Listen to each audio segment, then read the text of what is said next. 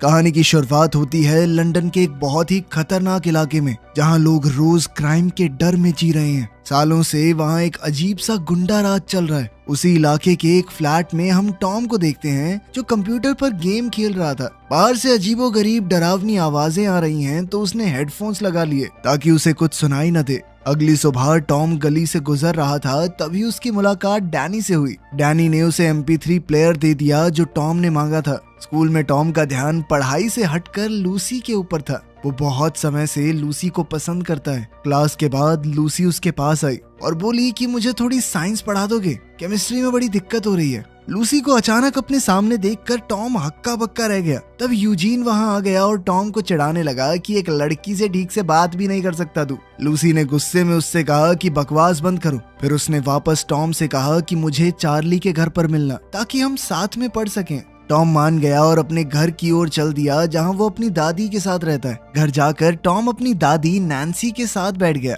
Nancy अपनी लिखी हुई एक नॉवल का उसे छोटा सा हिस्सा सुनाने लगी, लेकिन टॉम को किताब कुछ खास पसंद नहीं आई। फिर वो घर से निकल गया लूसी से मिलने के लिए। बाद में जब टॉम चार्ली के घर पहुंचा तो उसने देखा कि एक आदमी बेहोश पड़ा हुआ है। थोड़ी देर बाद गुंडों का एक झुंड कमरे से बाहर आ गया। वो गुंडे किसी की वीडियो बना रहे थे। टॉम ने डर कर भागने की कोशिश की, पर एक गुंडे ने उसे गोली मार दी और फिर सब लोग वहां से भाग गए। अब 10 दिन बाद टॉम की आंखें सीधा हॉस्पिटल में खुली। डॉक्टर ने बताया कि जब तुम भाग रहे थे तो तुम्हारा फोन एक टाइम पे तुम्हारे सर के पास था और गोली उसी वक्त फोन के लगी, जिसके बाद मोबाइल के कुछ हिस्से तुम्हारे सर में घुस गए, लेकिन ज्यादा नुकसान नहीं हुआ। डॉक्टर ने कहा कि अगर कोई अजीब चीज महसूस हो तो बता देना। तभी टॉम ने लूसी के बारे में पूछा कि वो ठीक है, जिस पर नैन्सी ने बताया कि लूसी तो ठीक होकर डिस्चार्ज भी हो गई।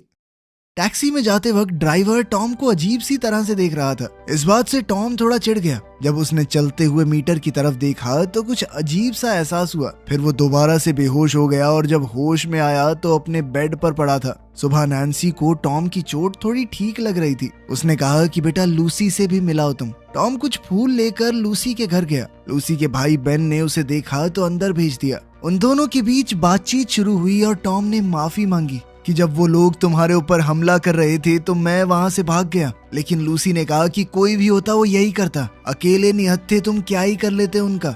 लेकिन फिर भी टॉम को लूसी को ना बचा पाने का पछतावा था। जब टॉम वहां से निकल रहा था तो उसे सभी बिजली से चलने वाली चीजों की आवाजें आने लगी। उसे लोगों की फोन कॉल्स तक सुनाई दे रही थी। उसका अजीब सा उल्टी जैसा मन हो गया। घर जाते जाते उसे हर एक इलेक्ट्रिक डिवाइस के ऊपर एक अजीब सा इंटरफेस दिखने लगा। तभी अचानक उसे फिर से उल्टी आने लगी और वो बेहोश हो गया। बेहोशी